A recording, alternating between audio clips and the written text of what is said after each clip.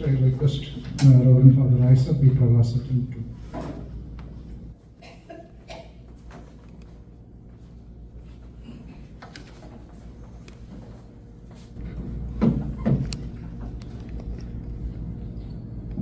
Good evening.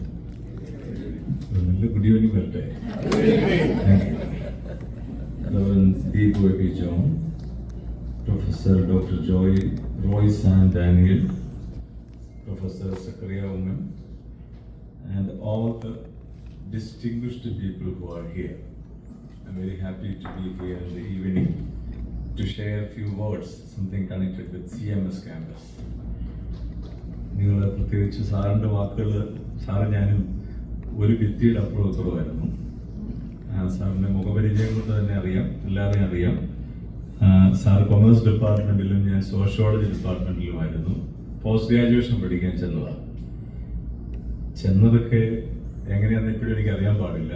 എൻ്റെ അപ്പൻ്റെ ജ്യേഷ്ഠൻ ഒരു തിരുമേനിയായിരുന്നു.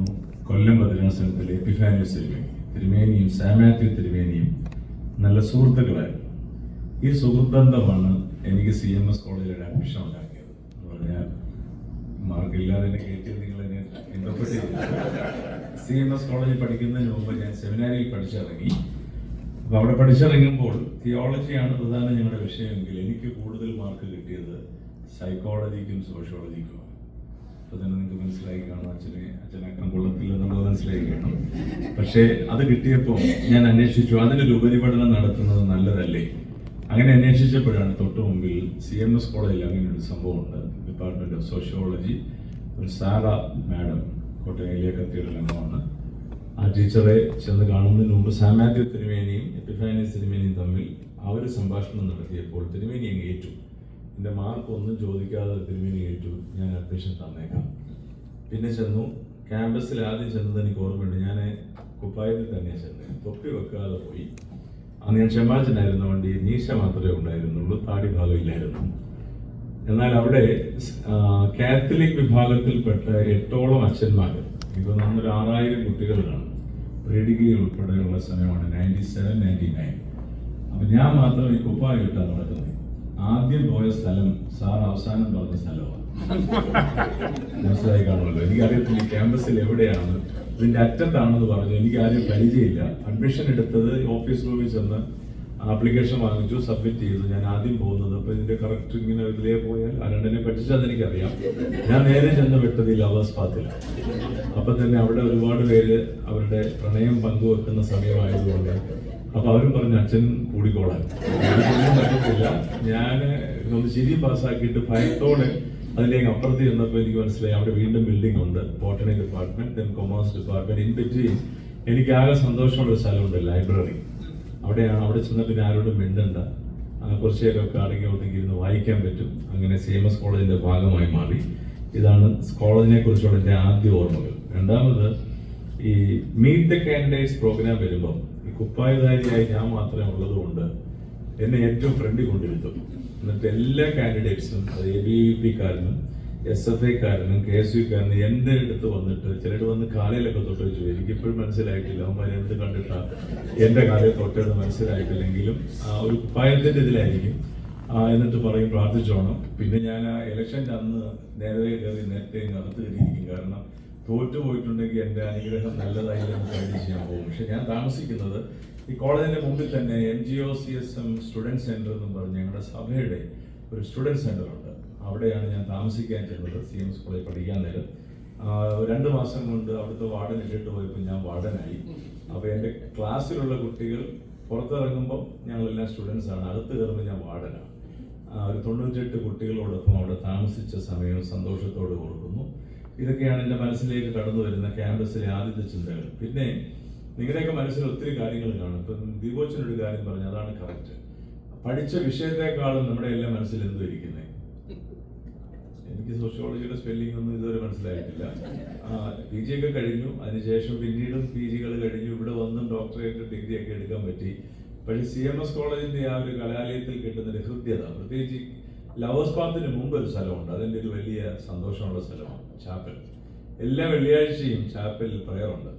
ഞാൻ ക്ലാസ്സിൽ പോയില്ലെങ്കിലും കൃത്യമായിട്ട് ചില ദിവസങ്ങളിൽ ക്ലാസ്സിൽ പോകാതെ തന്നെ ചാപ്പലിൽ ചെന്ന് പ്രെയർ കഴിഞ്ഞിട്ട് തിരിച്ച് അതുപോലെ സ്റ്റുഡൻറ് സെന്ററിൽ കയറി പോയ ദിവസം പോലും ഉണ്ട്. ചാപ്പലിൽ ക്ലാസ്സിൽ പോകാത്ത പഠിച്ചൊന്നുമല്ല, സാറാ മിസ് ചെല്ലുമ്പോഴേ ക്വസ്റ്റ്യൻ ചോദിക്കും. അപ്പം ഞാൻ ഈ കുപ്പായിട്ട ആളായിട്ട് എനിക്ക് കൂടുതൽ ക്വസ്റ്റ്യൻ കിട്ടും. 20 ഗേൾസും 4 ബോയ്സും കൂടിയായിരുന്നു. അവരെല്ലാം കൃത്യമായിട്ട് ഓർമ്മയുണ്ട്. ഞങ്ങൾ ഇപ്പോഴും ഒരു കണക്ഷൻ ഉണ്ട്. ഞാനും സാറ് പറഞ്ഞതുപോലെ എപ്പോൾ വന്നാലും ക്യാമ്പസിൽ വരാറുണ്ട്. പക്ഷെ സെക്യൂരിറ്റി 1 പ്രാവശ്യം എന്നെ തടഞ്ഞു നിർത്തി. അതെനിക്ക് സങ്കടമായിട്ട് തോന്നിയിട്ടുണ്ട്. ഞാൻ പറഞ്ഞത് ഞാനും ഇവിടെ പഠിച്ചതാ, അതൊക്കെ ശരിയായിരിക്കും, അങ്ങനെ എല്ലാവരും ഒന്നും കയറ്റി വിടാൻ പറ്റത്തില്ല. അങ്ങനെയൊക്കെ പറയുമ്പോൾ നമുക്കൊരു, എന്നാലും ഞാൻ അതിന്റെ മുമ്പിൽ നിന്ന് 10 പടമെടുത്ത് വെറുതെ ആശ്വാസം കണ്ടെത്താറുണ്ട്. അല്ലെങ്കിൽ ഏതെങ്കിലും ഗ്രൂപ്പിൽ ഇങ്ങനെ പങ്കുവെക്കാറുണ്ട്. അതെന്റെ ഒരു സ്വകാര്യ സങ്കടം എന്നുള്ളതേ ഉള്ളൂ. സാർ പോയി സെക്യൂരിറ്റി വഴക്കുപോകുന്നു ചെയ്തത് ഞാൻ എൻ്റെ ഒരു സങ്കടം പങ്കുവെച്ചു.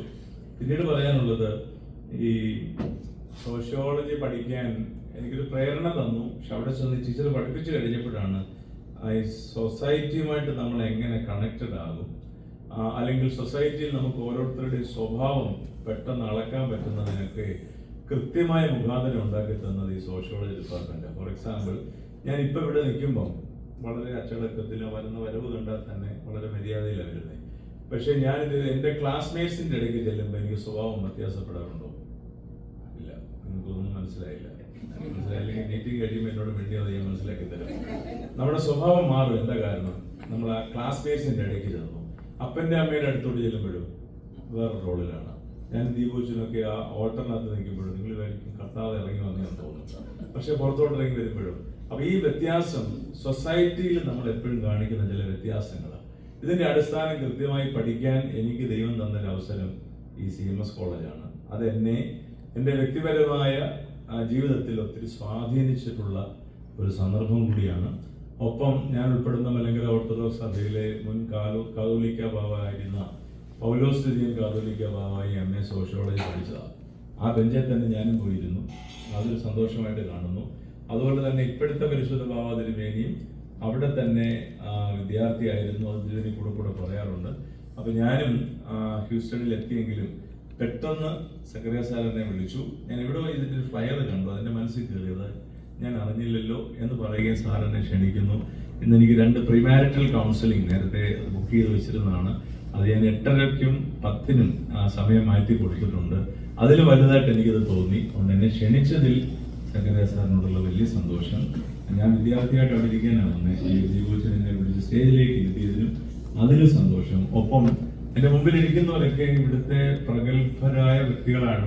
ഭൂരിഭാഗം പേരെ ഞാൻ പരിചയപ്പെട്ടു, നേരത്തെ അറിയാവുന്നവരുണ്ട്. പ്രത്യേകിച്ച് ഒരു കാരണവരായിട്ട് ഒരാൾ ഇവിടെ ഇരിക്കുന്നതിൽ ഒത്തിരി സന്തോഷം.